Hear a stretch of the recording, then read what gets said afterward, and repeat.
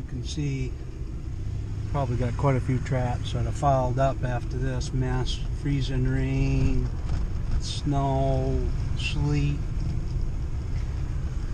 Hey, it's middle of December. I expected it. I'm always conflicted about this kind of weather.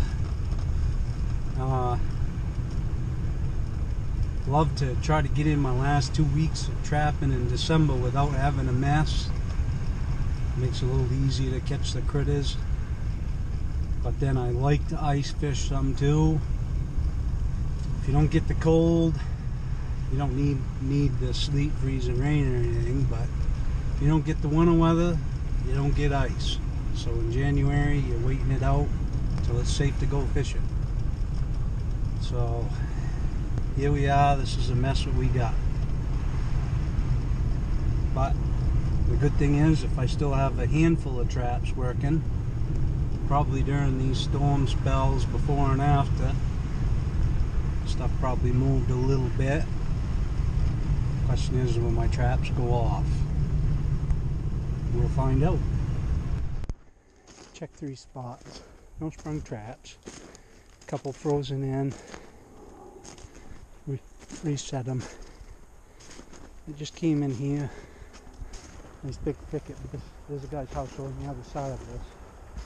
Wouldn't be a place to hunt, but as I was coming in, I saw some partridge tracks, and or to some of you grouse, and I flushed them. There's 2 or 3 in there.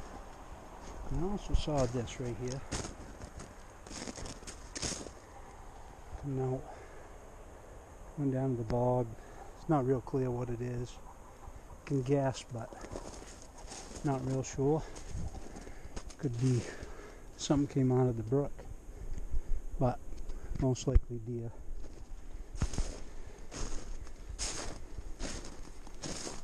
Don't expect it to be a super productive day trapping. A lot of adjustments to make. Getting pretty cold out. A few traps froze in. A few need to be moved around. Oh yeah, there's the partridge tracks. A lot of squirrel tracks, but one set. There's 2 sets. I knew they were right in there. A lot of red berries here for them to eat. See you down the line. There's the other set. Got to an otter set. Certainly can't catch an otter with a rat in it. But a rat is better than no catch at all. As you can see, Dakota, this is one of your sets. I am going to get him on the way back because I got a long walk. Don't need to carry anything extra. I'm going to put him back down in here because we don't want him freezing to the snow, tearing out his hair when I come back to pull him. So I'm going to set him back in the water. When I come back, I'll get him and reset here for an otter. I'm sure we'll get another rat in it. Lots of rats right here in the vicinity, but we keep right on trying because I've caught otters here before. Catch you down the line. Over there, because we have to be 10 feet from any rat house, 5 feet from any dam. I have 2 colony traps here. My son and I both have licenses, so we try to keep them empty and tended to. There's another big rat house up there, another one up there, another one up there. Now look down this little channel, and I can see 1 rat. We've caught some here, so they're gonna come a little harder all the time, but you can see this is only about, at the most, in the deepest spot, a foot deep. It's losing water because there's a hole in the dam. They broke a hole in it. I didn't agree with that, but it is what it is. The landowner's land was underwater because of the beaver, and if it was my land, I probably would want it drained back too. I don't know. I really like wildlife, And a lot of people argue that because I kill muskrats and beaver, but I took all the beaver out for them, to my knowledge, trying to catch these rats from these houses so they don't freeze out during the winter. I might as well catch them. I like to leave them for seed, but they're not going to survive. It's going to be 9 degrees out here this week, so let's pull that trap right up here so you can see. Not very deep. This was flooded way, way, way back. Plenty of water there for the winter, but and it's just a little rat. But you can see these traps are very simplistic. Oops, sorry. They just swim in, they're done. They're dead in a minute. It's just a flap door here. They push it open. This one came in from this end. I'm up, probably up on these rat houses. Swim in, clunk, done. Small rat, this she is. I'll take him out, reset it. Pick a branch down, cattail through the middle so it doesn't get bumped and dragged off. Then I put something here, kind of pinch things down. You can see the mouth up here of that brook, a little wider than the trap, so I put a little stick there. Pretty well covered here with 2 of them. Catch you down the line. You've seen our bobcat videos this year. That is why there's bobcats in here. You know, there's been bobcats in here for a long time. I don't know about further back than 6 years, but 6 or 7 years ago I cut a big, huge tom track in here. I rabbit hunted in here. I'm not saying it's plastered with rabbits, but there's a lot of rabbit sign here. But 3 rabbits can make a lot of sign. But as long as there's some rabbits in here, there'll be bobcats and other predators after them. Muskrats, rabbits, they're hunted. They really, in central Maine, even up in northern Maine, jackmen, forks, a lot of them get eaten by predators like fisher, bobcats, coyotes, foxes. But I just read an article that says just because you don't see bobcat sign, if you think it looks like bobcats belong in here, if you think it looks like a place there's rabbits and there's muskrat bogs and things like that, set a trap. And we're still setting here for predators. Not heavy, but we are setting here still. I don't want to over trap the area a lot. You know, we did catch some predators in here, but it's a place I usually can come back every year, but that changes from year to year. I've lost more places than I've kept. Not anything to do with me, but usually people throwing garbage, spinning up roads,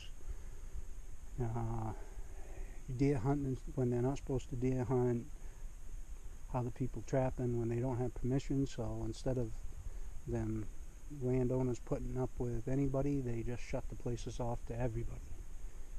And so I've lost a few places like that. But as you can see, nice area for bobcats, fisher, predators. Catch you down the line. I got a little walk to get out of here. Right here I had a trap. You can see the little brook coming in. It's a pretty good setup when all the water was open. As you can see, it's starting to lock down. So I walked down. This is a beaver dam. I know it's hard to tell. It's been here a long time. And there's a beaver house over there. And there's a beaver house over there. And I've taken quite a few beaver out here, but I think 5 this year. And I went over, I always go over and check beaver dams. And there's, since the storm, which was yesterday, there has been a lot of activity over the dam. So I got about 5 feet beyond the dam, which is about as legal for us here in Maine. May not be in other states. Put about a dozen sticks, blocked it off, put a 330 in there. Unfortunately, I wasn't thinking more about getting to my next spot, and I didn't show you it. But when I come back in, or my son comes back in next time, we'll show you where the activity is. And that brook runs up in there, as I just showed you where the rabbit tracks are. And I was pretty sure that I saw some otter activity out in the middle of it. But it's not real safe to walk on, and I got chest waders on, but I really don't want to go in that deep. But I know for a fact there's probably beaver too. There's probably 2 or 3 beavers still left in here. So we'll take them out for the landowner. In the process, if we wait long enough, we may get ourselves a nice big fat otter, or my son might, which I'd be very happy to add a second otter to his collection this year. He got his first one last year, so hopefully I helped him out a little bit here. He's studying hard in school, been accepted to Unity College. He's going to be a biologist. Very excited for him. Now there's another look at the bog. I'll see you down the line. Hasn't been real productive today. Moved a couple traps around, got a couple rats, but we're not done yet. Catch you down the line. See a little buck hooking. Thought I'd snap that on video. Actually, I saw the deer this year. Little spike horn, crotch horn type deer. But I wanted to show my son that. You think I could find it in this thick brush? Pretty thick stuff. But I saw him twice going in to check traps. One time I could have shot him, the other time it was just a blur pretty much. See you back at the road. I wanted to just quickly show you guys.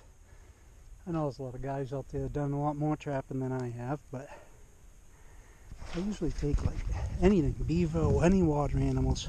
I like to roll them in the snow, get them dry, get some of the mud off them, and I don't just throw them in the sled all the time. Occasionally I get lazy and do it. I take a burlap bag and put them inside there. That way their guide hairs don't get frozen in the truck, back of the truck. And I tear them out when I go to pick them up, because I've done that plenty of times. So I started using a burlap bag. It keeps them pretty well protected.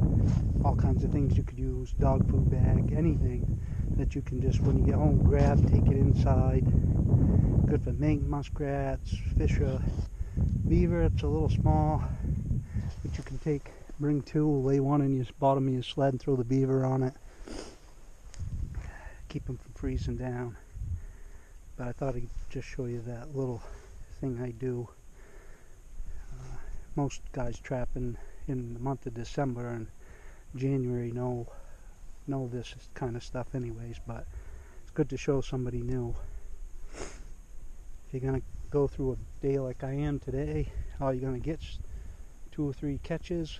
You want to squeeze every penny out of them you can. If you rip the guard hairs out, believe me, they'll see it at the auction house. So take care of what you do catch. Get every penny out you can.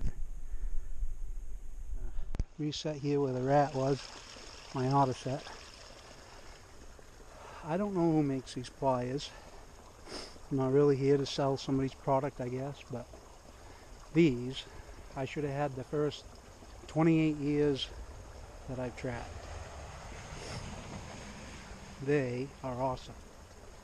The only downfall to them, and I hope whatever company that's making them, if they happen to be looking, they don't take this too serious, but the original spring they put on it, I lost it like the second time out. What I did, go to the hardware store, get a return spring, and the loop is closed right here, where it's just an open hook on the original. You have that closed hook, branch catches it, it's not coming off. First branch it touches the one from the factory, it's gone. Other than that, they are awesome. They lock together right here. Once you close up your springs, it locks. You got 2 free hands, in my case a hand and a half, unfortunately, and that's what made me pick these up. I'm sure when they made them, it was not for thinking for a guy with a disabled hand, but they work pretty darn good. I've been very impressed with them. They're about 40 bucks, somewhere in that ballpark, but 40 bucks well spent. Especially if you're setting a lot of 280s like I do with 330s. I set quite a few 280s. I really like 280 trap. And I guess we can argue all day long what's better for an auto. 280, 330, 220. I think a 220 will catch autos all day long in the right spot. Probably won't dispatch them as quick as you'd like. 280 kills them deader than dead. That's what I want.